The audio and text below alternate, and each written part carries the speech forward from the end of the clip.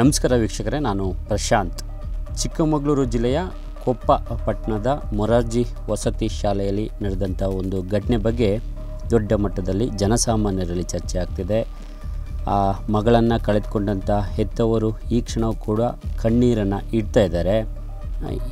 ನ್ಯಾಯ ಬೇಕು ಅಂತೇಳಿ ಒಂದು ಹೋರಾಟವನ್ನು ಮಾಡುವಂಥ ಪರಿಸ್ಥಿತಿ ನಿರ್ಮಾಣವಾಗಿದೆ. ಆದರೆ ನಮ್ಮ ವ್ಯವಸ್ಥೆ ಅನ್ನುವಂಥದ್ದೇನಿದೆ ಅಥವಾ ಈ ಬಗ್ಗೆ ಒಂದು ಕೂಲಂಕುಷವಾಗಿ ತನಿಖೆ ಮಾಡಬೇಕಾದಂಥವ್ರು ಯಾರಿದ್ದಾರೆ ಅದೆಲ್ಲವೂ ಕೂಡ ಸ್ಲೋ ಆಗ್ತಿದೆ. ಅಥವಾ ಅದ್ರ ಜೊತೆಗೆ ಒಂದಷ್ಟು ಅನೇಕ ಅನುಮಾನಗಳ ಮೇಲೆ ಅನುಮಾನಗಳು ಇದ್ದರೂ ಕೂಡ ಆ ದಿಕ್ಕಿನಲ್ಲಿ ಯಾವುದು ಕೂಡ ನಡೆಯುತ್ತಿಲ್ಲ ಅನ್ನುವಂಥ ವಿಚಾರದ ಕುರಿತು ಒಂದಷ್ಟು ದೊಡ್ಡ ಮಟ್ಟದ ವ್ಯಾಪಕ ಆಕ್ರೋಶ ವ್ಯಕ್ತವಾಗ್ತಿದೆ. ಹಾಗಾಗಿ ತಂದೆ ತಾಯಿಯಂದಿರಿಗೆ ಮಗಳನ್ನು ಕಳೆದುಕೊಂಡ ದುಃಖ ಇದೆಯಲ್ಲ, ಆ ದುಃಖದ ಬಗ್ಗೆ, ಆ ನೋವಿನ ಬಗ್ಗೆ, ಅಲ್ಲಿ ಅವರಿಗೆ ಆಗಿರುವಂತಹ ಆಘಾತದ ಬಗ್ಗೆ ಹೇಳಲಿಕ್ಕೆ ಸಾಧ್ಯವಿಲ್ಲ. ಆ ರೀತಿಯಾದಂಥ ಆಘಾತ ಹೆತ್ತವರಿಗೆ ಆಗಿರುವಂಥದ್ದು. ಹಾಗಾಗಿ ಈ ವಿಚಾರವನ್ನು ಅರಿತಂಥ ಪಬ್ಲಿಕ್ ಇಂಪ್ಯಾಕ್ಟ್ ಅಂದಿನಿಂದಲೂ ಕೂಡ, ಯಾವಾಗ ಈ ಘಟನೆ ಆಯಿತು ಜೂನ್ 28, ಅಂದಿನಿಂದಲೂ ಕೂಡ ಈ ಸ್ಟೋರಿಯನ್ನು ಮುನ್ನೆಲೆಗೆ ತರುವಂಥ ಪ್ರಯತ್ನವನ್ನು ಮಾಡ್ತಾ ಇದೆ.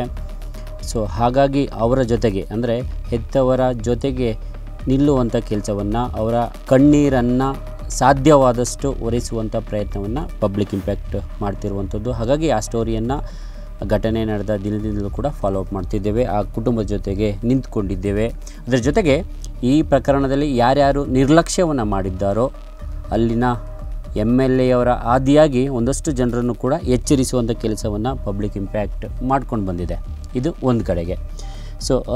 ಮುಖ್ಯವಾಗಿ ಒಂದಷ್ಟು ಜನರಿಗೆ ಯಾರಿದು ಶಮಿತಾ ಅನ್ನೋದ್ರ ಬಗ್ಗೆ ಕ್ಲಾರಿಟಿ ಇಲ್ಲ. ಹಾಗಾಗಿ ಅದರ ಸಂಪೂರ್ಣ ಮಾಹಿತಿಯನ್ನು ಕೊಡುವ ಪ್ರಯತ್ನವನ್ನು ನಾನು ಈ ಒಂದು ಎಪಿಸೋಡ್ನಲ್ಲಿ ಮಾಡ್ತಾಯಿದ್ದೇನೆ. ಶಮಿತಾ ಮೂಲತಃ ಕೊಪ್ಪ ತಾಲೂಕಿನ ಅಸೂಡಿ ಅನ್ನುವಂಥ ಗ್ರಾಮದವಳು.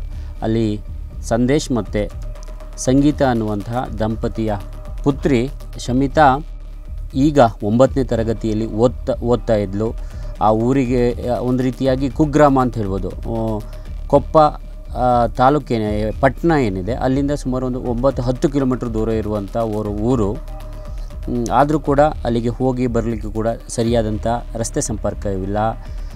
ಯಾವುದೇ ರೀತಿಯಂಥ ಮೂಲಭೂತ ಸೌಕರ್ಯಗಳು ಅವರಿಗೆ ಇಲ್ಲ. ಸರಿಯಾದ ವಿದ್ಯುತ್ ವ್ಯವಸ್ಥೆ ಇಲ್ಲ. ಈಗ ನಿಮಗೆ ಗೊತ್ತಿದೆ, ಪ್ರತಿಯೊಂದು ವಿಚಾರಗಳು ಕೂಡ ಒಬ್ಬರಿಂದ ಒಬ್ಬರಿಗೆ ವಿನಿಮಯ ಆಗಬೇಕು, ಏನಾದರೂ ಹೇಳಬೇಕು ಅಂತ ಹೇಳಿದರೆ ಮೊಬೈಲು ಜೀವನದ ಅವಿಭಾಜ್ಯ ಅಂಗ ಅನ್ನುವಷ್ಟರ ಮಟ್ಟಿಗೆ ಆಗಿದೆ. ಆದರೆ ಅಲ್ಲಿ ಏನಾದರೂ ಆಯಿತು ಅಂತ ಹೇಳಲಿಕ್ಕೂ ಕೂಡ ಅಲ್ಲಿ ಸರಿ ನೆಟ್ವರ್ಕ್ ಇಲ್ಲ. ಈ ರೀತಿಯಾಗಿ 10 ಸಮಸ್ಯೆಗಳಿವೆ. ಇದರ ಜೊತೆಗೆ ಕಾಡು ಪ್ರಾಣಿಗಳ ಸಮಸ್ಯೆ ಕೂಡ, ಚಿರತೆ, ಹುಲಿ, ಬೇರೆ ಬೇರೆ ಕಾಡು ಪ್ರಾಣಿಗಳು ಅಲ್ಲಿ ಇರುವಂಥದ್ದು. ಹಾಗಾಗಿ ಅದೆಷ್ಟೋ ಜನರು ಕೂಡ ಅಲ್ಲಿ ಒಬ್ಬೊಬ್ಬರೇ ಓಡಾಡಲಿಕ್ಕೂ ಕೂಡ ತುಂಬ ಹರಸಾಹಸವನ್ನು ಪಡ್ತಾರೆ, ಹೆದರ್ಕೊಳ್ತಾರೆ, ಆತಂಕವನ್ನು ಪಡ್ತಾರೆ.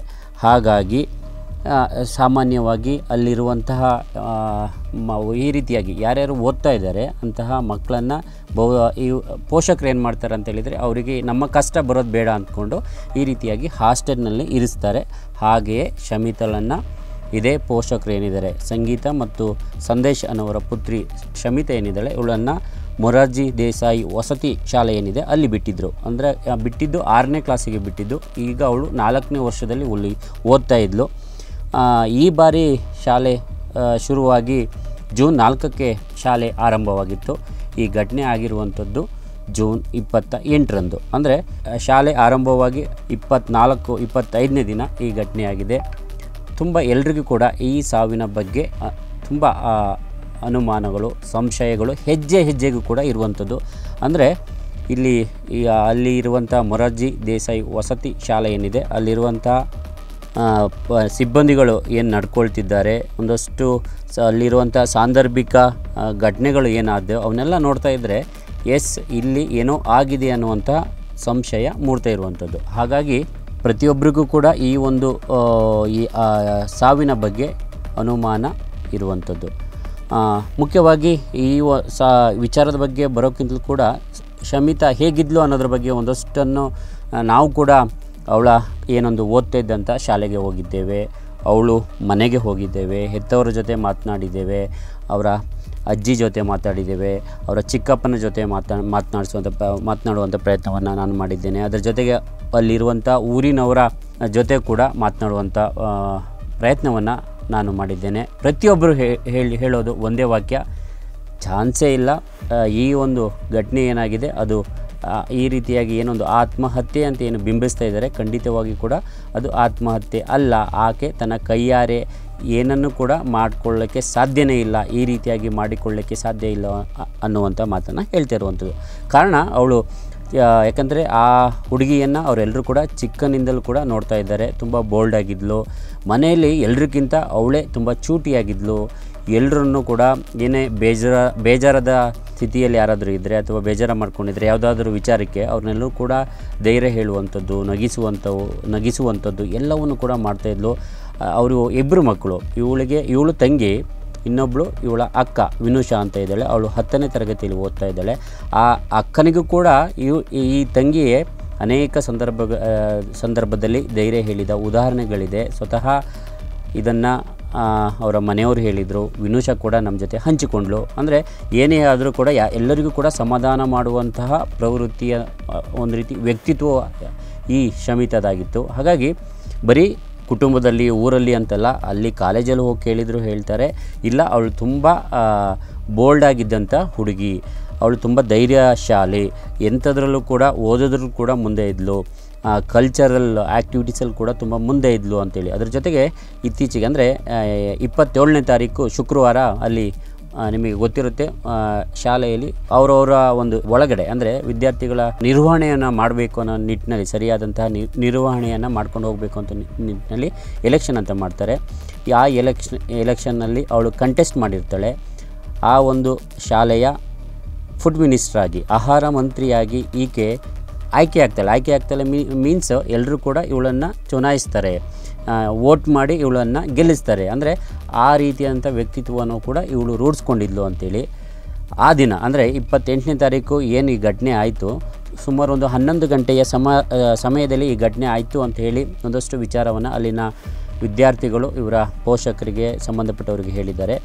ಅಂದರೆ ಆ ಘಟನೆ ಆದಂಥ ಸಂದರ್ಭಕ್ಕಿಂತಲೂ ಅಂದರೆ 8:30-9 ಗಂಟೆಯ ಸಮಯದಲ್ಲಿ ಎಲ್ರಿಗೂ ಕೂಡ ಊಟ ಇರುತ್ತೆ. ಆ ಒಂದು ಸಮಯದಲ್ಲಿ ಸ್ವತಃ ಇವಳೇ ಊಟವನ್ನು ಒಂದಷ್ಟು ಜನರಿಗೆ ಬಡಿಸಿದ್ದಾಳೆ.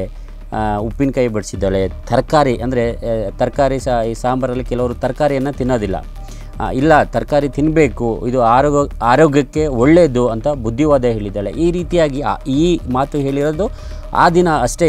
ಇಷ್ಟೆಲ್ಲ ಎಲ್ಲರನ್ನೂ ಕೂಡ ತುಂಬ ಜೋಶ್ನಲ್ಲಿ ಮಾತಾಡಿಸಿದ್ದಾಳೆ, ಲವಲವಿಕೆಯಿಂದ ಇದ್ದಾಳೆ. ಇಷ್ಟು ಕೊನೆಗೆ ಅವಳನ್ನು ನೋಡಿದಂಥವ್ರು ಹೇಳ್ತಿರುವಂಥದ್ದು.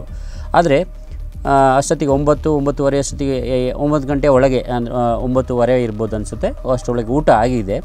ಮತ್ತೆಲ್ಲರೂ ಕೂಡ ಅವರವರ ರೂಮಿಗೆ ಹೋದರು ಅಂತ ಹೇಳ್ತಾರೆ. 11 ಗಂಟೆ ಸಮಯದಲ್ಲಿ ಈ ರೀತಿಯಾಗಿ ಆಗಿದೆ ಅನ್ನುವಂಥ ವಿಚಾರವನ್ನು ಬರ್ತಾ ಇರುವಂಥದ್ದು. ಆದರೆ ಈ ಇನ್ಸಿಡೆಂಟ್ ಆಗಿದೆ. ಈ ಒಂದು ಸಂದರ್ಭದಲ್ಲಿ ಒಂದಷ್ಟು ವಿಚಾರಗಳು ಕೂಡ ಈಗ ಅನುಮಾನಕ್ಕೆ ಎಡೆ ಮಾಡಿಕೊಡ್ತಿರುವಂಥದ್ದು. ಮುಖ್ಯವಾಗಿ ಈ ಶಾಲೆಯಲ್ಲಿ ಏನಾಗ್ತಿದೆ ಅನ್ನುವಂಥದ್ದು. ಯಾಕಂತ ಹೇಳಿದರೆ ಈ ಪ್ರಕರಣ ಏನಾಯಿತು, ಇವಳು ಆತ್ಮಹತ್ಯೆ ಆಗಿರುವಂಥ ಸ್ಥಿತಿಯಲ್ಲಿ ಏನು ಕಂಡು ಬಂದಲೋ, ಆದರೆ ಇದು ಮೊದಲಲ್ಲ. ಇದಕ್ಕಿಂತ ಮುಂಚಿತವಾಗಿ ಅಂದರೆ 2023ರಲ್ಲಿ ಅಮೂಲ್ಯ ಅನ್ನುವಂಥ ಹುಡುಗಿ ಕೂಡ ಇದೇ ರೀತಿಯಾಗಿ ಅದೇ ಬಾತ್ರೂಮ್ನಲ್ಲಿ, ನಿಮಗೆ ಗೊತ್ತಿದೆ, ಅಲ್ಲಿ ಅದೊಂದು 5-10 ಎಕರೆ ಅನಿಸುತ್ತೆ ದೊಡ್ಡ ಬೌಂಡ್ರಿ. ಅಲ್ಲಿ ತುಂಬ ಬಿಲ್ಡಿಂಗ್ಗಳು ಕೂಡ ಅಂದರೆ ಬ್ಲಾಕ್ಗಳ ರೀತಿ, ಹುಡುಗಿಯರ ಬ್ಲಾಕು, ಹುಡುಗರ ಬ್ಲಾಕು, ಈ ರೀತಿಯಾದಂಥ ಬ್ಲಾಕ್ಗಳು ಇದ್ದಾವೆ. ಅದ್ರ ಜೊತೆಗೆ ಕ್ಲಾಸ್ ರೂಮ್ಸ್ಗಳು ಬೇರೆ ಬೇರೆ ಇದ್ದಾವೆ. ಈ ರೀತಿಯಲ್ಲಿ ಇರುವಂಥ ಒಂದು ದೊಡ್ಡ ಆವರಣ, ಯೋಚನೆ ಮಾಡಿ. ಆ ಆವರಣದಲ್ಲಿ ಇದು ಬಾಲಕಿಯರು ವಾಸ ಮಾಡ್ತಿರುವಂಥ ಬ್ಲಾಕ್ ಏನಿದೆ ಅಲ್ಲಿಯ ಬಾತ್ರೂಮ್ನಲ್ಲಿ, ಆ ಬಾತ್ರೂಮ್ನಲ್ಲಿ ಕೂಡ ಒಂದೇ ಬಾತ್ರೂಮ್ ಇಲ್ಲ, 8 ಬಾತ್ರೂಮ್ಗಳು ಇರುವಂಥದ್ದು. ಸಾಲಾಗೆ ಉದ್ದಕ್ಕೆ 8 ಬಾತ್ರೂಮ್ಗಳಿದ್ದಾವೆ. ಆದರೆ ಆ 8 ಬಾತ್ರೂಮ್ನ ಮೊದಲ ಬಾತ್ರೂಮ್ ಅಂದರೆ ಈ 2 ಕಡೆನೂ ಅಲ್ಲಿಗೆ ಹೋಗ್ಬೋದು. ಒಂದು ಕಡೆಯಿಂದ ಹೋದರೆ ಮೊದಲ ಬಾತ್ರೂಮ್ ಅಂತ ನಾವು ಇಟ್ಕೊಂಡ್ರೆ, ಆ ಬಾತ್ರೂಮ್ನಲ್ಲಿ ಕಳೆದ ಬಾರಿ ಅಂದರೆ 2023ರಲ್ಲಿ ಅಮೂಲ್ಯ ಅನ್ನುವಂಥ ಹುಡುಗಿ ಆ ಒಂದು ಬಾಗಿಲಿನ ನೀಲ ಅಥವಾ ಹ್ಯಾಂಗ್ಲರ್ ಅನ್ನೋಂಥ ಏನು ಹೇಳ್ತೀವಿ, ಅದಕ್ಕೆ ನೇಣು ಹಾಕ್ಕೊಂಡು ಸಾವನ್ನು ಅಪ್ಪಿರುವ ರೀತಿಯಲ್ಲಿ ಅವಳು ದೇಹ ಅಥವಾ ಅವಳ ಮೃತದೇಹ ಕಂಡುಬಂದಿತ್ತು. ಕೊನೆಗೆ ಅದನ್ನು ಹೆಚ್ಚಿನ ತನಿಖೆ ಆಗಲಿಲ್ಲ, ಆತ್ಮಹತ್ಯೆ ಅಂತಲೇ ನಿರೂಪಿಸಲಾಯಿತು. ಹೆಚ್ಚಿನ ತನಿಖೆ ಕೂಡ ಮಾಡಲಿಕ್ಕೆ ಹೋಗಲಿಲ್ಲ.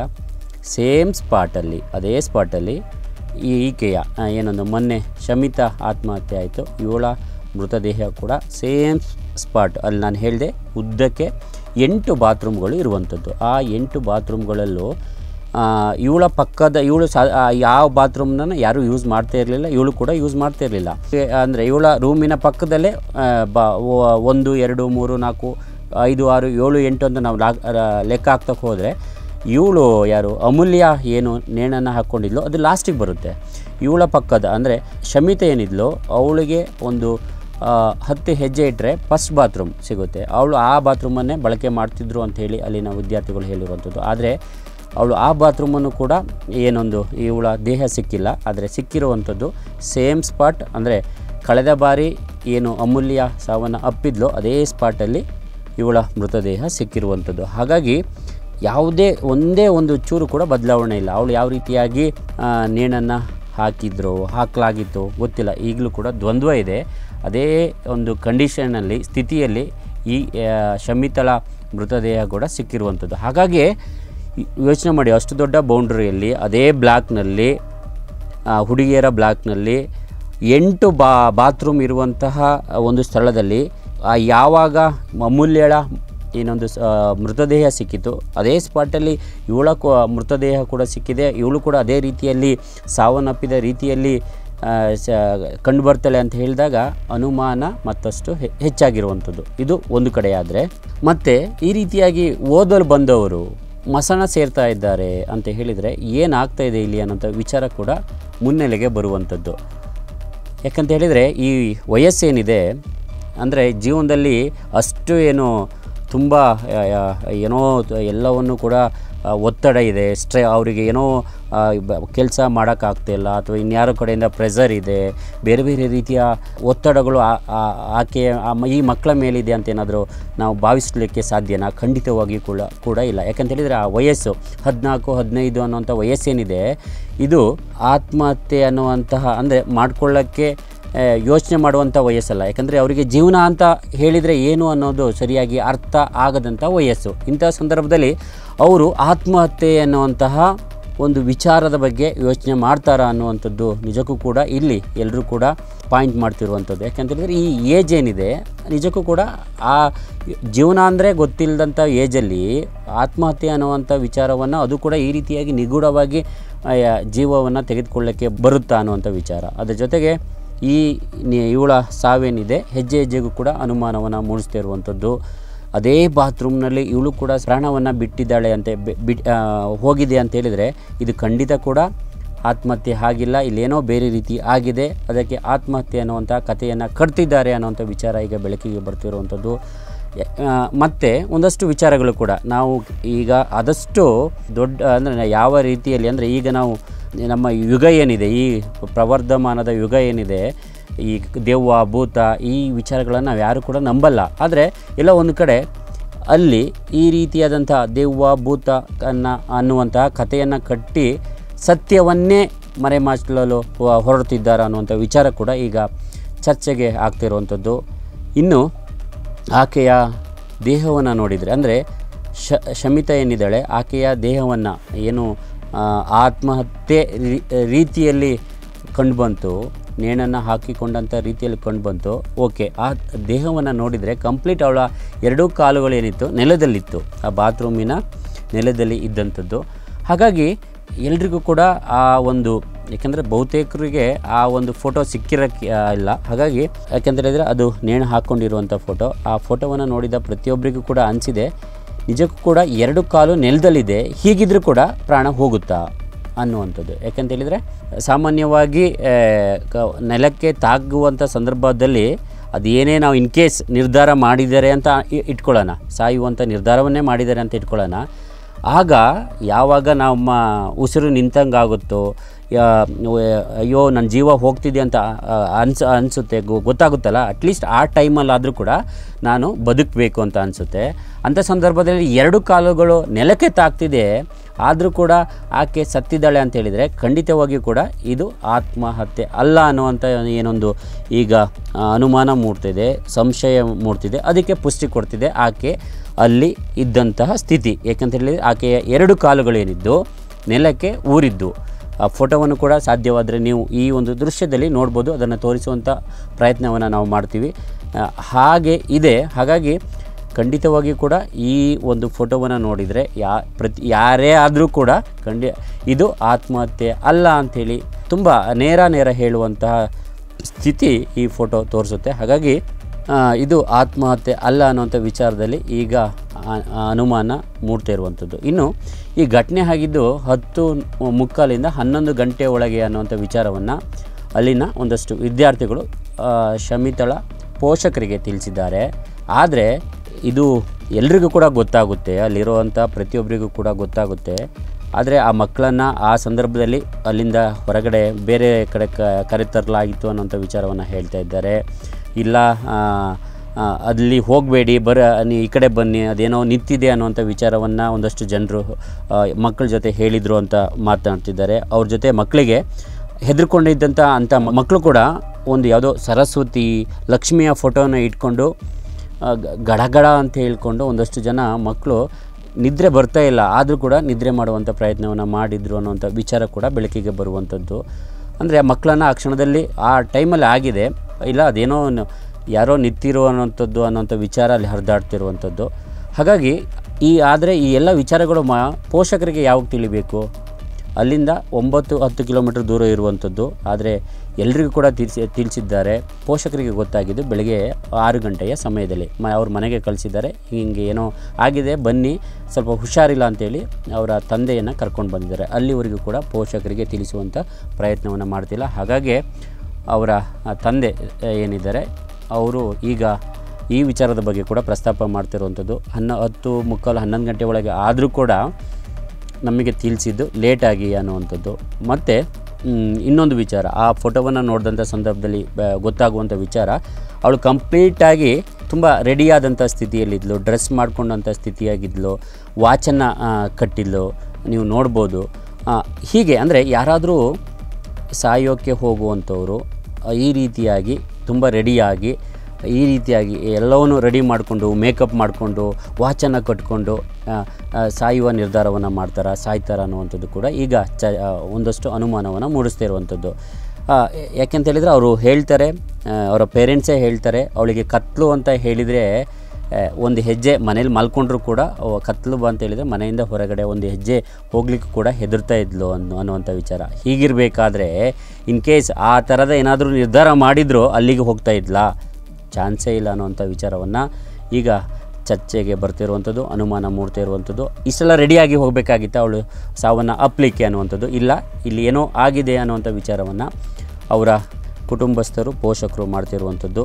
ಇನ್ನು ಆ ಒಂದು ಶಾಲೆಯಲ್ಲಿದ್ದಂಥ ಮಕ್ಕಳನ್ನು ಆತುರವಾಗಿ ಅವರ ಪೋಷಕರಿಗೆ ಕರೆಯನ್ನು ಮಾಡಿ ಅಲ್ಲಿರುವಂಥ ಸಿಬ್ಬಂದಿಗಳು ಬೆಳಿಗ್ಗೆ 7 ಗಂಟೆ 8 ಗಂಟೆ ಅಂತೂ ಮಧ್ಯಾಹ್ನದೊಳಗೆ ಒಂದು ಎಲ್ಲ ಮಕ್ಕಳನ್ನು ಕಳಿಸಿದ್ದಾರೆ ಅನ್ನುವಂಥದ್ದು. ಹಾಗಾಗಿ ಅಷ್ಟು ಬೇಗ ಎಷ್ಟೆಷ್ಟೋ ದೂರದಲ್ಲಿದ್ದಂಥ ಪೋಷಕರಿಗೆ ಕೂಡ ವಿಚಾರ ತಲುಪಿದೆ, ಹೀಗಾಗಿದೆ ಅನ್ನುವಂಥದ್ದು, ಮಕ್ಕಳನ್ನು ಕಳಿಸಿದ್ದಾರೆ. ಅಂದರೆ ಇಲ್ಲೂ ಕೂಡ ಏನೇನೋ ಒಂದಷ್ಟು ವಿಚಾರವನ್ನು ಮುಚ್ಚಿಡುವಂಥ ಪ್ರಯತ್ನ ನಡೀತಾ ಇದೆ ಅನ್ನುವಂಥ ಆರೋಪವನ್ನು ಅಲ್ಲಿನ ಅಂದರೆ ಸ್ವತಃ ಶಮಿತಳ ಪೋಷಕರು ಮಾಡ್ತಿರುವಂಥದ್ದು. ಅದ್ರ ಜೊತೆಗೆ ಆ ದಿನ ಏನು ಆಕೆಯ ಅಂತ್ಯ ಸಂಸ್ಕಾರ ಇರಲಿ, ಇನ್ನೂ ಕೂಡ PM ಆಗಿರಲಿಲ್ಲ, ಶಮಿತಳ PM ಆಗಿರಲಿಲ್ಲ. ಅದಕ್ಕೂ ಮುಂಚೆಯೇ ಅವಳಿಗೆ ಪರಿಹಾರದ ಚೆಕ್ ಏನಿದೆ ಅದನ್ನು ತಗೊಳ್ಳಿ ಅನ್ನೋವಂಥ ಪ್ರಯತ್ನವನ್ನು ಮಾಡಿದರು. ಯಾರಿಗೆ? ಸ್ವತಃ ಶಮಿತಳ ತಂದೆ ಏನಿದ್ದಾರೆ ಸಂದೇಶ್ ಅವರಿಗೆ ಈ ಚೆಕ್ಕನ್ನು ತಗೊಳ್ಳಿ, ಇದು ಪರಿಹಾರದ ಚೆಕ್ ಅಂತೇಳಿ. ಅವರು ಬೇರೆ ಯೋಚನೆಯಲ್ಲಿದ್ದಾರೆ. ತನ್ನ ಮಗಳು ಕಳ್ಕೊಂಡಿದ್ದೀನಿ ನಾನು, ಏನಾಗಿದೆ, ಹೇಗೆ ಸತ್ತಿರ್ಬೋದು, ಅಂದರೆ ಯೋಚನೆ ಮಾಡಿ. ಅದು ಕೂಡ ಒಬ್ಬ ಹೆಣ್ಣು ಮಗು ಅಂತ ಹೇಳಿದರೆ ತಂದೆಗೆ, ಎಸ್ಪೆಷಲಿ ತಂದೆಗೆ ಆಕೆಯೇ ಪ್ರಪಂಚ ಆಗಿರ್ತಾಳೆ. ಆಕೆಯನ್ನು ತನ್ನ ಎದೆಯ ಮೇಲೆ, ಆಕೆಯ ಪುಟ್ಟ ಹೆಜ್ಜೆಗಳನ್ನು ತನ್ನ ಎದೆಯ ಮೇಲೆ ನಡೆಸಿರ್ತಾನೆ, ತನ್ನ ಭುಜದ ಮೇಲೆ ಆಕೆಯನ್ನು ಕೂರಿಸ್ಕೊಂಡು ಸುತ್ತಿರ್ತಾನೆ.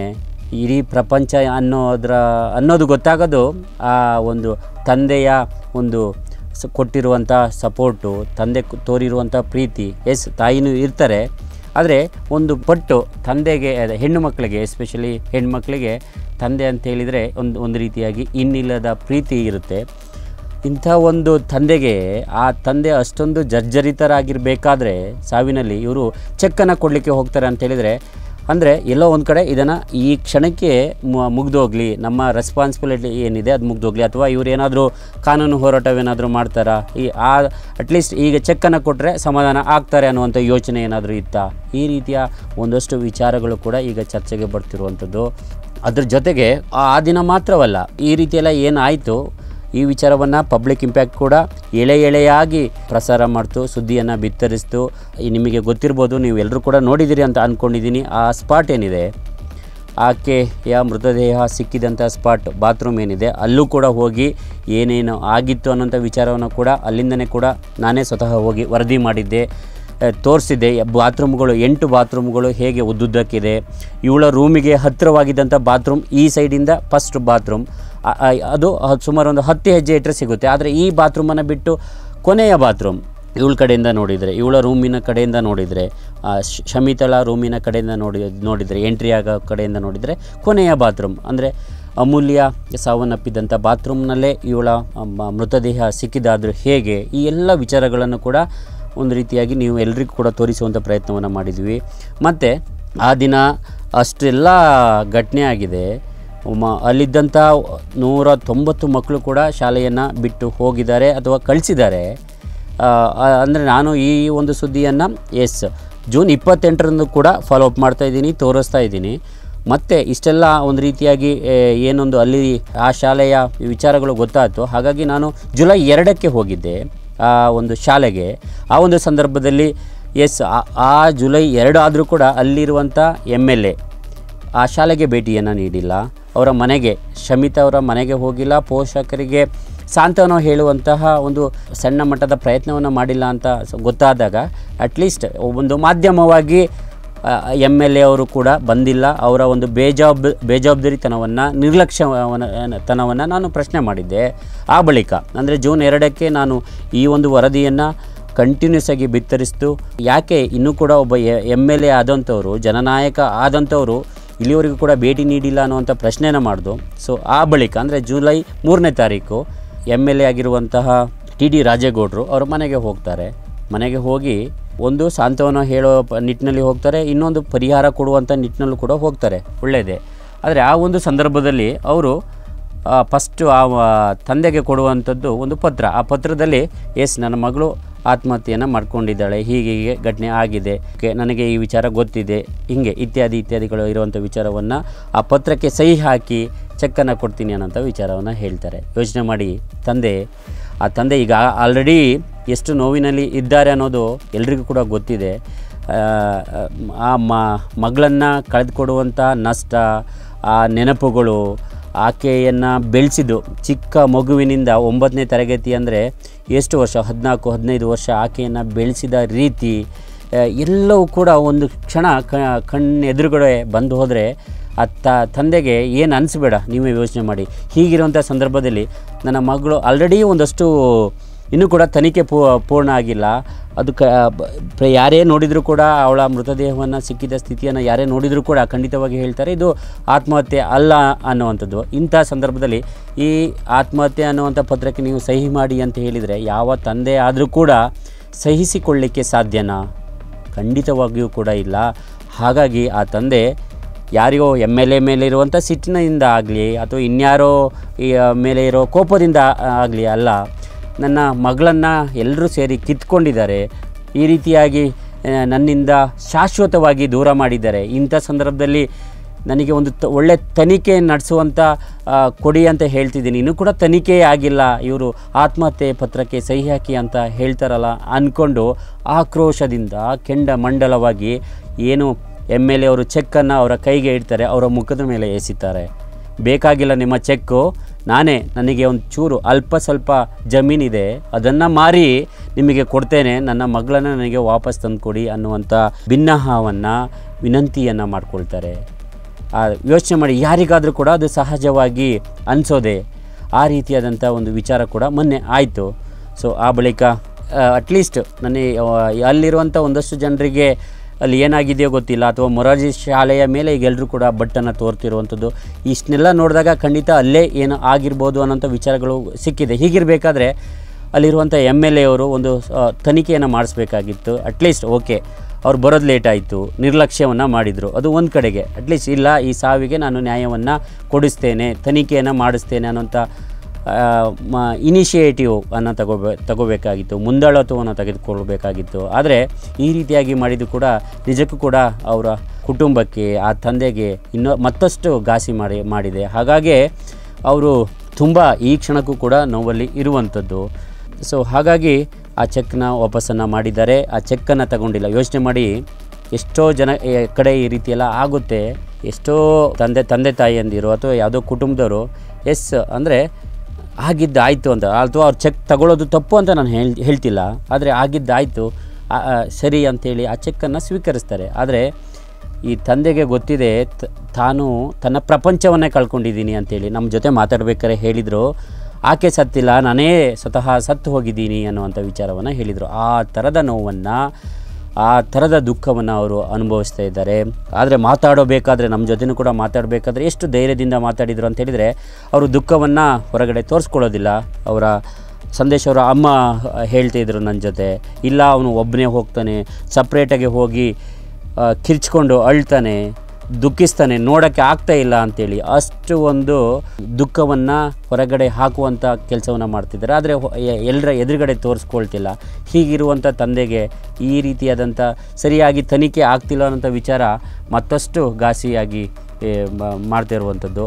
ಹಾಗಾಗಿ ಆ ಚೆಕ್ಕನ್ನು ಹಿಂದಿರುಗಿಸ್ತಾರೆ. ನಿಮಗೆ ಹಾಸ್ಟೆಲ್ ವಿಚಾರಕ್ಕೆ ಬರೋದಾದರೆ ಅಲ್ಲಿ 190 ಮಕ್ಕಳಿದ್ದಾರೆ, ಬಾಲಕರು ಬಾಲಕಿಯರು ಸೇರಿಸಿ 78 ಮಕ್ಕಳೇನೋ ಹೆಣ್ಮಕ್ಳಿದ್ದಾರೆ. ಯೋಚನೆ ಮಾಡಿ, ಆ 78 ಮಕ್ಕಳು ಹೆಣ್ಮಕ್ಳಿರುವಂಥ ಹಾಸ್ಟೆಲ್ನಲ್ಲಿ CCTV ಇಲ್ಲ. ಯಾಕೆ CCTV ಇಲ್ಲ ಅನ್ನುವಂಥದ್ದು ಈ ವಿಚಾರ ಇವತ್ತಲ್ಲ, 2 ವರ್ಷದ ಅಂದರೆ 2023 ಆಗಲೇ ಗೊತ್ತಾಗಿದೆ. ಆಗಲೂ ಕೂಡ ಅಮೂಲ್ಯ ಏನು ಸಾವನ್ನಪ್ಪಿದ್ಲು, ಆ ಸಂದರ್ಭದಲ್ಲೂ ಕೂಡ ಈ ರೀತಿಯಾದಂಥ ಒಂದು ಸ್ಥಿತಿ ಏನು ಬಂತು, ಅವಾಗಲೂ ಕೂಡ ಪ್ರತಿಯೊಬ್ಬರು ಪ್ರಶ್ನೆ ಮಾಡಿದರು, CCTV ಯಾಕೆ ಇಲ್ಲ ಹಾಕಿಸಿ ಅಂತೇಳಿ. ಆದರೂ ಕೂಡ ಅಮೂಲ್ಯ ಜೀವ 2023ರಲ್ಲಿ ಹೋದರೂ ಕೂಡ ಇಲ್ಲಿವರೆಗೂ ಕೂಡ ಆ ಶಾಲೆಯವರು ಪಾಠವನ್ನು ಕಲ್ತಿಲ್ಲ ಅನ್ನುವಂಥ ವಿಚಾರ ಕೂಡ ಎಲ್ಲೋ ಒಂದು ಕಡೆ ಇವರ ಬೇಜವಾಬ್ದಾರಿತನ ಅಥವಾ ಬೇಕಂತಲೇ ಬಿಟ್ಕೊಂಡಿದ್ದಾರ. ಒಂದಷ್ಟು ಈ ರೀತಿಯ ಘಟನೆಗಳು ಏನಾದರೂ ಆದರೆ ಇದು ಹೊರ ಜಗತ್ತಿಗೆ ಗೊತ್ತಾಗದೆ ಇರಲಿ ಅನ್ನುವಂಥ ಅದು ಏನಾದರೂ ಮಾಡ್ತಾ ಇದ್ದಾರಾ ತಿಳಿಯೋದು. ಬಟ್ ಎಸ್, ಅವರ ಪೋಷಕರು ಹೇಳುವಂತೆ ಇಲ್ಲೇನೋ ನಡೀತಾ ಇದೆ ಅನ್ನೋಂಥ ಆರೋಪವನ್ನು ಮಾಡ್ತಿರುವಂಥದ್ದು. ಹೆಣ್ಣು ಮಕ್ಕಳಿರುವಂಥ ಶಾಲೆಗೆ ವಾರ್ಡನ್ ಇಲ್ಲ, ಲೇಡಿ ವಾರ್ಡನ್ ಇಲ್ಲ. ಯೋಚನೆ ಮಾಡಿ, 78 ಮಕ್ಕಳು ಈ ಬಾರಿ ಅಲ್ಲಿ ಕಲಿತಾ ಇದ್ದಾರೆ. ಈ ಬಾರಿ ಅಂತಲ್ಲ, ಶಾಲೆ ಆರಂಭ ಆದ ದಿನದಿಂದಲೂ ಕೂಡ 20 ವರ್ಷದ ಮೇಲಾಗಿದೆ, ಅಲ್ಲಿ ಒಬ್ಬಳು ಲೇಡಿ ವಾರ್ಡನ್ನ ಹಾಕಿಲ್ಲ. ಅಟ್ಲೀಸ್ಟ್ ಅಮೂಲ್ಯ ಸತ್ತಾಗಾದರೂ ಕೂಡ ಇವರು ಎಚ್ಚೆತ್ಕೊಳ್ಬೇಕಾಗಿತ್ತು. ಶಮಿತಲ ಸಾವೇನಾಗಿತ್ತೆ ಅದನ್ನು ತಡಿಬೋದಿತ್ತು. ಆದರೆ 2 ವರ್ಷ ಆದರೂ ಕೂಡ ಒಂದು ಹೆಣ ಬಿದ್ದರೂ ಕೂಡ ಇವರು ಎಚ್ಚೆತ್ಕೊಳ್ತಿಲ್ಲ ಅಂತ ಹೇಳಿದರೆ ಖಂಡಿತ ಎಲ್ಲರೂ ಹೇಳುವಾಗೆ ಇಲ್ಲೇನೋ ನಡೀತಾ ಇದೆ ಅನ್ನುವಂಥದ್ದು ಭಾಸವಾಗ್ತಿರುವಂಥದ್ದು, ಅನುಮಾನ ಮೂಡ್ತಾ ಇರುವಂಥದ್ದು. ಆ ಬಂಗ್ಲೆಗಳನ್ನು ನೋಡಿದರೆ ಭೂತ ಬಂಗ್ಲೆಗಳು ಇರುವಂತಹ ರೀತಿ ಗೋಚರವಾಗುತ್ತೆ. ಸುಣ್ಣ ಬಣ್ಣ ಹೊಡೆದಿಲ್ಲ, ಪಾಚಿ ಕಟ್ಟಿದೆ. ಇಂಥ ವಾತಾವರಣದಲ್ಲಿ ನಮ್ಮ ಮಕ್ಕಳು ಒಂದೊಳ್ಳೆ ಶಿಕ್ಷಣ ಪಡೀತಾರೆ ಅಂತ ಹೇಳಿ ನಾವು ಭಾವಿಸೋಕ್ಕಾದರೂ ಸಾಧ್ಯನಾ? ಖಂಡಿತವಾಗಿಯೂ ಇಲ್ಲ. ಆ ರೀತಿಯಾಗಿ ಆ ಬಿಲ್ಡಿಂಗ್ಗಳು ಇರುವಂಥದ್ದು, ಕಟ್ಟಡಗಳು ಇರುವಂಥದ್ದು, ಯಾವುದೇ ರೀತಿಯಾದಂಥ ಸರಿಯಾದ ವ್ಯವಸ್ಥೆ ಇಲ್ಲ. ಒಂದು ರೀತಿಯಾಗಿ ಅವರೇ ಹೇಳುವ ರೀತಿಯಾಗಿ ಜೈಲಿನಕ್ಕಿಂತಲೂ ಕಡೆ ಅನ್ನುವ ರೀತಿಯಲ್ಲಿದೆ. ನಮ್ಮನ್ನು ಅಲ್ಲಿ ಒಳಗಡೆ ಕೂಡ ಬಿಡೋದಿಲ್ಲ. ಜೈಲಲ್ಲಾದರೆ ಅಟ್ಲೀಸ್ಟ್ 1 to 1 ಅವರ ಸೆಲ್ಲಿಗೆ ಹೋಗಿ ಮಾತಾಡ್ಕೊಬರ್ಬೋದು. ಆದರೆ ಇವರು ನಮ್ಮನ್ನು ಗೇಟ್ ಹತ್ರನೇ ಕರೆಸ್ತಾರೆ, ಅಲ್ಲೇ ಕಳಿಸ್ತಾರೆ. ಏನಾಗ್ತಿದೆ ಒಳಗಡೆ, ಏನು ಹೋಗ್ತಿದೆ, ಏನು ಕೂಡ ಹೊರ ಜಗತ್ತಿಗೆ ಕಾಣೋದಿಲ್ಲ. ಈಗ ಅಟ್ಲೀಸ್ಟ್ ಇಂಥ ಘಟನೆಗಳಾದಾಗಾದರೂ ಏನಾಯಿತು ಅಂತ ನೋಡೋಣ ಅಂತ ಹೇಳಿದರೆ CCTV ಇಲ್ಲ. ಹಾಗಾದರೆ ಇಲ್ಲಿ ಬೇಕು ಅಂತಲೇ ಎಲ್ಲವನ್ನು ಕೂಡ ಆ ಒಂದು ಏನೇನು ಇರಬೇಕು, ಎಸ್ ಆದೇಶ ಇದೆ. ಇಂತಹ ಸ್ಥಳಗಳಲ್ಲಿ ಎಲ್ಲೋ ಬೆಡ್ರೂಮ್ ಆ ಮಕ್ಕಳು ಮಲಗುವಂಥ ಸ್ಥಳದಲ್ಲೆಲ್ಲ ಕಾರಿಡಾರ್ಗಳಲ್ಲಿ CCTVಗಳನ್ನು ಅಳವಡಿಸಬೇಕು ಅನ್ನೋಂಥದ್ದಿದೆ. ಅದರಲ್ಲೂ ಕೂಡ ಇಂತಹ ಬಾಲಕಿಯರು ಇರುವಂಥ ಸ್ಥಳದಲ್ಲಿ CCTVಗಳು ಮಸ್ಟ್ ಆ್ಯಂಡ್ ಶುಡ್ ಇರಲೇಬೇಕು. ಆದರೆ ಅದ್ಯಾವುದನ್ನು ಕೂಡ ಶಾಲೆಯವರು ಮಾಡಿಲ್ಲ ಅಂತ ಹೇಳಿದರೆ ಅರ್ಥ ಮಾಡ್ಕೊಳ್ಳಿ. ಅದು ಕೂಡ ಅಮೂಲ್ಯ ಅವಳ ಸಾವು 2023ರಲ್ಲಿ ಇದೇ ರೀತಿಯಾಗಿ ಅನುಮಾನಾಸ್ಪದ ರೀತಿಯಲ್ಲಿ ಆಗಿದೆ. ಆದರೆ ಇವರು ಇಲ್ಲಿವರೆಗೂ ಕೂಡ ಹಾಕ್ಸಿಲ್ಲ ಅಂತ ಹೇಳಿದರೆ ಖಂಡಿತವಾಗಿ ಕೂಡ ಇಲ್ಲೇನೋ ನಡೀತಾ ಇದೆ ಅನ್ನೋಂಥ ವಿಚಾರಕ್ಕೆ ಮತ್ತಷ್ಟು ಪುಷ್ಟಿ ಸಿಗ್ತಾ ಇದೆ. ಏನಾದರೂ ವಿದ್ಯಾರ್ಥಿನಿಯರ ಮೇಲೆ ಈ ರೀತಿ ಸಿಗ್ತಾ ಇದ್ದಾರೆ ಅಂತ ಅಂದರೆ ಏನಾದರೂ ಲೈಂಗಿಕ ದೌರ್ಜನ್ಯ ಏನಾದರೂ ಆಗ್ತಾ ಇದೆಯಾ, ಅದನ್ನು ಪ್ರಶ್ನೆ ಮಾಡಿದ ಮೇಲೆ ಅವರನ್ನು ಈ ರೀತಿ ಕೊಲೆ ಮಾಡಿ ನೇಣಿಗೆ ಹಾಕಲಾಗ್ತಿದೆಯಾ, ಈ ರೀತಿಯಾದಂಥ ಒಂದು ಸಂಶಯಗಳು ಈಗ ಮೂಡ್ತಾ ಇರುವಂಥದ್ದು. ಅದಕ್ಕೆ ಪುಷ್ಟಿಯನ್ನು ಕೊಡ್ತಿರೋದು ಇದೇ ಮೊರಾರ್ಜಿ ಶಾಲೆಯ ಆಡಳಿತ ವರ್ಗ ಅಥವಾ ಅಧಿಕಾರಿಗಳು. ಯಾಕೆ ಇಷ್ಟೆಲ್ಲ ಇನ್ ಕೇಸ್ ಓಕೆ, ನಿಮಗೆ ಗೊತ್ತಿದೆ ನಮ್ಮ ಒಂದು ರಾಜ್ಯದಲ್ಲಿ ನೂರಾರು ಮೊರಾರ್ಜಿ ಶಾಲೆಗಳಿದ್ದಾವೆ. ಅಟ್ಲೀಸ್ಟ್ ಎಲ್ಲ ಕಡೆ ಬೇಡ, ಈ ರೀತಿ ಎಲ್ಲಿ ಘಟನೆ ಆಗಿದೆ, ಏನಾದರೂ ಸಮಸ್ಯೆ ಆಗಿದೆಯಲ್ವ ಅಂಥ ಕಡೆಗಾದರೂ ಕೂಡ ಇವರು ಈ ರೀತಿಯಾಗಿ ಎಚ್ಚೆತ್ತುಕೊಳ್ಳುವಂಥ ಕೆಲಸ ಮಾಡಬೇಕಿತ್ತಲ್ವ. ಮಾಡಿಲ್ಲ ಅಂತ ಅಂದರೆ ಅದು ಪದೇ ಪದೇ ರಿಪೀಟ್ ಆಗ್ತಿದೆ ಅಂತ ಹೇಳಿದರೆ ಖಂಡಿತ ಇಲ್ಲೇನೋ ನಡೀತಿದೆ ಅನ್ನೋಂಥ ವಿಚಾರ ಏನಿದೆ ಅದಕ್ಕೆ ಪುಷ್ಟಿ ಕೊಡ್ತಿರೋದಂತೂ ಸತ್ಯ. ಹಾಗಾಗಿ ಇಷ್ಟೆಲ್ಲ ಒಂದು ಲೋಪಗಳನ್ನು ಇಟ್ಕೊಂಡಿದ್ದಾರೆ. ನಿಮಗೆ ಗೊತ್ತಿದೆ, ಅಲ್ಲಿ ಬಿಡುವಂಥದ್ದು ಅವರ ಊರನ್ನು ನೋಡಿದರೆ ಗೊತ್ತಾಗುತ್ತೆ. ನಾವು ಕೂಡ ಆ ಊರಿಗೆ ಹೋಗಿದ್ದು ದಾರಿಯಲ್ಲಿ ಹೋಗಿ ಬರಲಿಕ್ಕೆ ಆಗೋದಿಲ್ಲ, ತುಂಬ ರಸ್ತೆ ಸಂಪರ್ಕವೇ ಸರಿ ಇಲ್ಲ, ಅವರು ಯಾವುದಾದ್ರೂ ವೆಹಿಕಲ್ ಕೂಡ ಓಡಲ್ಲ. ಅವರ ಬೇರೆ ಒಂದಷ್ಟು ಹೆಂಗೋ ಅಲ್ಲಿ ಹೋಗುವಂಥ ರಸ್ತೆ ತುಂಬ ದುರ್ಗಮವಾಗಿದ್ದರೂ ಕೂಡ ಹೇಗೋ ಒಂದಷ್ಟು ದೂರ ಹೋಗ್ಬೋದು, ಆ ಬಳಿಕ ನಡ್ಕೊಂಡು ಹೋಗಬೇಕು. ಹಂಗಂತೇಳಿ ಪ್ರತಿದಿನ ಅವರು ಕಾರು ಬಸ್ಸಲ್ಲಿ ಕಳ್ಸೋಕ್ಕಾಗುತ್ತೆ? ಸಾಧ್ಯವೇ ಇಲ್ಲ. ಹಾಗಾಗಿ ನಾವು ಇಲ್ಲಿ ಬಿಟ್ಟಿದ್ದೀವಿ ಅನ್ನೋಂಥ ಸಂದರ್ಭದಲ್ಲಿ ನೀವು ಇಂಥ ಶಿಕ್ಷಣವನ್ನು ಕೊಡ್ತೀರಿ, ಇಂಥ ವ್ಯವಸ್ಥೆಯನ್ನು ಕೊಡ್ತೀರಿ ಆ ಮಕ್ಕಳಿಗೆ ಅಂತ ಹೇಳಿದರೆ ನಿಜಕ್ಕೂ ಕೂಡ ಇದು ನಿಮಗೆ ಪಾಪ ಅಂತ ಅನ್ನಿಸ್ತಾ ಇಲ್ವ ಅನ್ನೋಂಥ ಪ್ರಶ್ನೆಯನ್ನು ನಾವು ಇವತ್ತು ನಿಮ್ಮ ಮುಂದೆ ಇಡ್ತಿದ್ದೀವಿ. ಅದರ ಜೊತೆಗೆ ಆಕೆ ಅಪ್ಪಿದ ನಂತರ ಡೆತ್ ನೋಟ್ ಸಿಕ್ಕಿದೆ ಅನ್ನೋಂಥ ವಿಚಾರ ಕೂಡ ಹಬ್ಸಿದ್ದಾರೆ. ಈ ಒಂದು ಡೆತ್ ನೋಟ್ ಸಿಕ್ಕಿದೆ ಅನ್ನೋಂಥ ವಿಚಾರವನ್ನು ಯಾರು ಹಬ್ಸಿದ್ರು? ಇದು ಕೂಡ ಹಬ್ಸಿ ಬೇರೆ ಏನೇನೋ ಕಥೆಗಳನ್ನು ಕಟ್ತಾ ಇದ್ದಾರೆ. ಆದರೆ ತುಂಬ ಕನ್ಫರ್ಮ್ ಆಗಿದೆ, ಅವಳು ಯಾವುದೇ ರೀತಿಯ ಡೆತ್ ನೋಟನ್ನು ಬರೆದಿಲ್ಲ, ಸಿಕ್ಕೂ ಇಲ್ಲ ಅನ್ನುವಂಥದ್ದು. ಅಂದರೆ ಎಲ್ಲೋ ಇದು ಆತ್ಮಹತ್ಯೆ ಅನ್ನೋ ವಿಚಾರಕ್ಕೆ ಪುಷ್ಟಿ ಕೊಡಬೇಕು ಅನ್ನೋ ಒಂದೇ ಕಾರಣಕ್ಕೆ ಈ ರೀತಿ ಡೆತ್ ನೋಟ್ ಅನ್ನುವಂಥ ವಿಚಾರವನ್ನು ಸುಳ್ಳು ಸುದ್ದಿಯನ್ನು ರೂಮರನ್ನು ಹರಿಬಿಡ್ತಿದ್ದೀರಾ? ಇದು ಕೂಡ ಈ ಪ್ರಶ್ನೆಗೆ ಕೂಡ ಉತ್ತರ ಸಿಕ್ಕಿಲ್ಲ. ಇದರ ಜೊತೆಗೆ ಕಳೆದ ಬಾರಿ ಏನು ಅಮೂಲ್ಯ ಸಾವನ್ನು ಅಪ್ಪಿದ್ಲು, ಅವಳಿಗೆ ಮಾನಸಿಕ ಅನ್ನುವಂಥ ಪಟ್ಟವನ್ನು ಕಟ್ಟಿರುವಂಥದ್ದು, ಪರಿಹಾರವನ್ನು ಕೊಟ್ಟಿದ್ದಾರೆ. ಮಾನಸಿಕವಾಗಿ ಅವಳು ಆ ರೀತಿ ಮಾಡ್ಕೊಂಡಿದ್ದಾಳೆ ಅಂತೇಳಿ ಅಂದರೆ ಶಂಕೆ ವ್ಯಕ್ತಪಡಿಸುವಾಗೆ ಇಲ್ಲಿ ಏನೋ ಆಗಿ ಇವರೇನೋ ಮಾಡುವಂಥ ಕೃತ್ಯಗಳಿಗೆ ಈ ರೀತಿಯಾದಂಥ ಸರ್ಟಿಫಿಕೇಟ್ಗಳನ್ನು ಕೊಡಲಾಗ್ತಿದೆಯಾ ಆಕೆಗೆ? ಅಂದರೆ ಅಮೂಲ್ಯ ಏನು ಡೆತ್ ಆಯಿತು ಕಳೆದ 2 ವರ್ಷದ ಹಿಂದೆ, ಆಕೆಗೆ ಮಾನಸಿಕವಾಗಿ ಅವಳು ಆ ರೀತಿ ಮಾಡ್ಕೊಂಡಿದ್ದಾಳೆ ಅನ್ನೋಂಥ ಸರ್ಟಿಫಿಕೇಟ್ಗಳನ್ನು ಸ್ವತಃ ಇವರೇ ಕೊಟ್ಬಿಟ್ಟಿದ್ದಾರೆ. ಅವರ ತಂದೆ ಪ್ರಶ್ನೆ ಮಾಡ್ತಿದ್ದಾರೆ, ಶಮಿತ್ ಅವಳ ತಂದೆ ಏನಿದ್ದಾರೆ, ಹಾಗಾದರೆ ಇದು ಮಾನಸಿಕ ಶಾಲೆನಾ, ಮಾನಸಿಕ ಮಕ್ಕಳನ್ನು ಓದಿಸ್ತಿರೋ ಶಾಲೆನಾ ಅಂತೇಳಿ? ಖಂಡಿತವಾಗಿಲ್ಲ. ಎಲ್ಲರೂ ಚೆನ್ನಾಗಿರ್ತಾರೆ. ಅಲ್ಲಿ ಬಂದ ಮೇಲೆ ಅದು ಹೇಗೆ ಮಾನಸಿಕ ಅಂಥೇಳಿ ನೀವು ಸರ್ಟಿಫಿಕೇಟ್ ಮಾಡ್ತೀರಿ? ಅಂದರೆ ನನ್ನ ಮಗಳಿಗೂ ಕೂಡ ಇದೇ ರೀತಿ ನೀವು ಸರ್ಟಿಫಿಕೇಟ್ ಕೊಡಲಿಕ್ಕೆ ತಯಾರಿ ನಡೆಸಿದ್ದೀರಾ? ಇಲ್ಲ, ಖಂಡಿತವಾಗಿ ಕೂಡ ಇದರ ವಿರುದ್ಧ ನಾನು ಹೋರಾಡ್ತೀನಿ. ನನಗೆ ಅಟ್ಲೀಸ್ಟ್ ಅವಳ ಆತ್ಮಕ್ಕೆ ಮೋಕ್ಷವನ್ನು ಕೊಡಬೇಕಾದಂಥ ಅವಶ್ಯಕತೆ ಇದೆ. ಹಾಗಾಗಿ ಖಂಡಿತ ನಿಮ್ಮ ದುಡ್ಡು, ನಿಮ್ಮ ಪರಿಹಾರದ ಹಣ ನನಗೆ ಬೇಕಾಗಿಲ್ಲ. ನನ್ನ ಕೈ ಗಟ್ಟಿ ಇದೆ, ಕೂಲಿ ಮಾಡಿ ಆದರೂ ಕೂಡ ನಾನು ಇನ್ನೊಬ್ಬಳು ಮಗಳಿದ್ದಾಳೆ, ಅವಳನ್ನು ಸಾಕ್ತೇನೆ.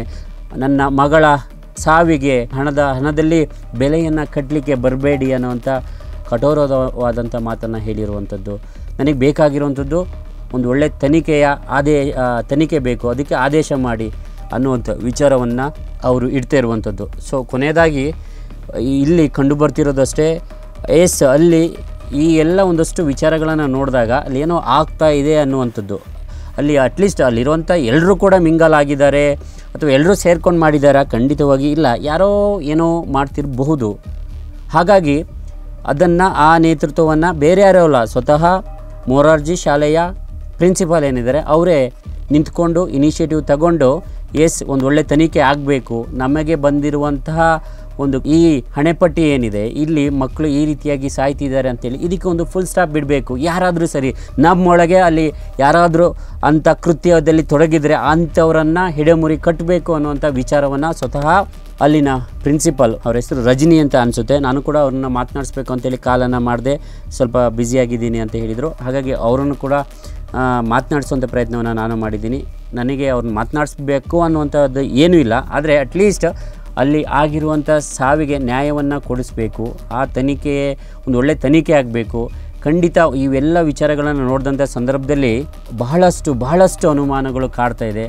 ಜನ ನಿಮ್ಮ ಶಾಲೆಯನ್ನು ತುಂಬ ಅನುಮಾನದಿಂದ ದೃಷ್ಟಿಯಿಂದ ನೋಡ್ತಾ ಇದ್ದಾರೆ. ಯೋಚನೆ ಮಾಡಿ ಈ ರೀತಿಯಾಗಿ ಸಾವುಗಳು ಆಗ್ತಾ ಇದೆ ಅಂತ ಹೇಳಿದಾಗ ಖಂಡಿತವಾಗಿ ಕೂಡ ಅದು ಮೇಲ್ನೋಟಕ್ಕೆ ಪ್ರತಿಯೊಬ್ಬರಿಗೂ ಅನ್ನಿಸ್ತಾ ಇದೆ ಇದು ಆತ್ಮಹತ್ಯೆ ಅಲ್ಲ ಅನ್ನುವಂಥದ್ದು. ತುಂಬ ಅವ್ರ ತಂದೆಯೇ ಆರೋಪ ಮಾಡ್ತಿದ್ದಾರೆ ಇದು ಆತ್ಮಹತ್ಯೆ ಅಲ್ಲ ಕೊಲೆ ಅನ್ನುವಂಥದ್ದು. ಸೊ ಹಾಗಾಗಿ ಒಂದು ಒಳ್ಳೆ ತನಿಖೆ ಆದಂಥ ಸಂದರ್ಭದಲ್ಲಿ ಖಂಡಿತ ಅದನ್ನು ಯಾರು ಮಾಡ್ತಾ ಇದ್ದಾರೆ ಅನ್ನುವಂಥ ವಿಚಾರ ಬಯಲಿಗೆ ಬರಬೇಕಾಗಿದೆ.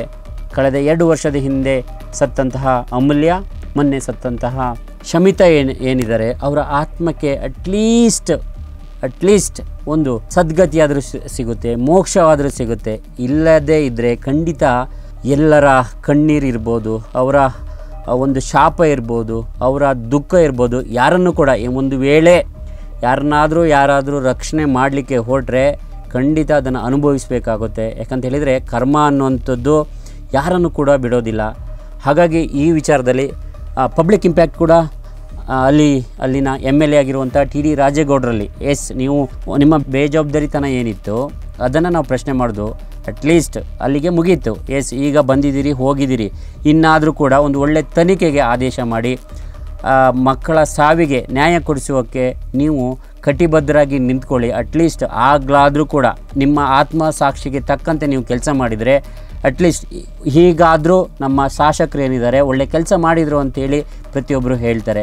ಇಲ್ಲ ಈಗೇನು ಒಂದಷ್ಟು ಇಲ್ಲಿ ಅನುಮಾನಗಳು ಮೂಡ್ತಾ ಇದೆ, ಒಂದಷ್ಟು ವಿಚಾರಗಳು CCTVನ ಈ ಹಿಂದೆ ಒಂದು ಡೆತ್ ಆದರೂ ಕೂಡ ಹಾಕ್ಸೇ ಇದ್ದಿದ್ದು, ಅಲ್ಲಿ ಅದೇ ಸ್ಪಾಟಲ್ಲಿ ಈ ಹುಡುಗಿಯ ಮೃತದೇಹ ಕೂಡ ಸಿಕ್ಕಿರುವಂಥದ್ದು, ಆಕೆ ಈ ತುಂಬ ಸ್ಪೋರ್ಟಿವ್ ಆಗಿದ್ದು ಬೋಲ್ಡ್ ಆಗಿದ್ದರೂ ಕೂಡ ಈ ರೀತಿಯಾದಂಥ ಕೃತ್ಯಕ್ಕೆ ಅವಳು ಕೈ ಹಾಕ್ತಾಳ ಅಂತ ಹೇಳಿದರೆ ಖಂಡಿತ ಇಲ್ಲ ಅಂಥೇಳಿ ಪ್ರತಿಯೊಬ್ಬರು ಆಕೆಯನ್ನು ನೋಡಿದವ್ರು ಹೇಳ್ತಾರೆ. ಹಾಗಾಗಿ ಮತ್ತು ಆಕೆಯ ದೇಹ ಸಿಕ್ಕಿರುವಂಥದ್ದು ಸ್ಥಿತಿ, ಕಾಲುಗಳು 2 ಕೂಡ ನೆಲಕ್ಕೆ ಟಚ್ ಆಗಿದೆ, ತುಂಬ ಕ್ಲೋಸ್ ಟಚ್ ಆಗಿದೆ. ಹೀಗಿರಬೇಕಾದ್ರೆ ಇದನ್ನು ಪ್ರತಿಯೊಬ್ಬರು ಹೇಳ್ತಾ ಇದ್ದಾರೆ ಇದು ಆತ್ಮಹತ್ಯೆ ಅಲ್ಲ ಅಂತೇಳಿ. ಹಾಗಾಗಿ ಈ ಎಲ್ಲ ಒಂದು ಡೌಟ್ಗಳಿಗೆ, ಸಂಶಯಗಳಿಗೆ ತಾವು ಮುಂದೆ ನಿಂತ್ಕೊಂಡು ಒಂದು ಒಳ್ಳೆ ತನಿಖೆಗೆ ಆದೇಶ ಮಾಡಿ ತನಿಖೆಯನ್ನು ನಡೆಸಿ ಖಂಡಿತ ನಮಗೆ ಜನರಿಗೆ ಎಲ್ರಿಗೂ ನಂಬಿಕೆ ಇದೆ. ಅಂದರೆ ನಿಮ್ಮ ಕಡೆಯಿಂದ ಬೇಜವಾಬ್ದಾರಿತನ ಆಗಿರ್ಬೋದು, ಆದರೆ ನೀವು ಯಾರನ್ನು ಕೂಡ ರಕ್ಷಣೆ ಮಾಡಲಿಕ್ಕೆ ಮುಂದಾಗಲ್ಲ ಅನ್ನುವಂಥ ಆತ್ಮವಿಶ್ವಾಸ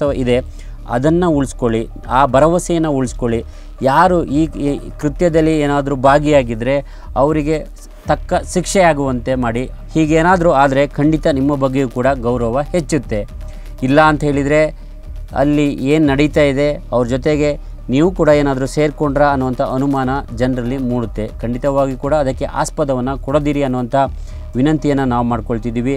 ಸೊ ನಿಜಕ್ಕೂ ಕೂಡ ಈ 2 ಸಾವುಗಳೇನಿದ್ದಾವೆ ಈಗ ನಿಜಕ್ಕೂ ಕೂಡ ನಿಗೂಢವಾಗಿ ಕಾಣಿಸ್ತಾ ಇದೆ.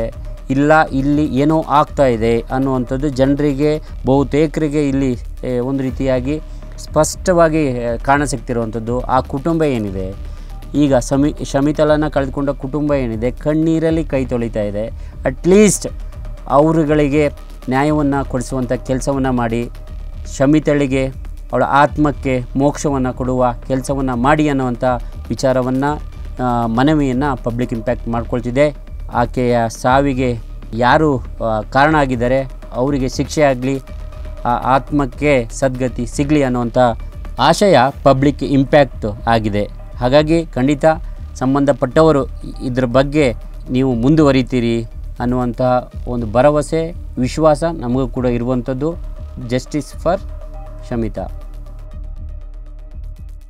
ಇಂತಹ ನೈಜ ಕುತೂಹಲ ಭರಿತ ಸುದ್ದಿಗಳು ನಿಮಗೆ ಸಿಗಬೇಕಂದ್ರೆ ರಾಜ್ಯದ ಪ್ರತಿಷ್ಠಿತ ಜನಪರ ಡಿಜಿಟಲ್ ಸುದ್ದಿ ಮಾಧ್ಯಮ ಪಬ್ಲಿಕ್ ಇಂಪ್ಯಾಕ್ಟ್ ಚಾನಲನ್ನು ಯೂಟ್ಯೂಬ್ನಲ್ಲಿ ಸಬ್ಸ್ಕ್ರೈಬ್ ಮಾಡ್ಕೊಳ್ಳಿ. ವಿಡಿಯೋ ಇಷ್ಟವಾದರೆ ಲೈಕ್ ಮಾಡಿ, ನಿಮ್ಮಿಷ್ಟದವರಿಗೆ ಶೇರ್ ಮಾಡಿ ನಮ್ಮನ್ನು ಪ್ರೋತ್ಸಾಹಿಸಿ.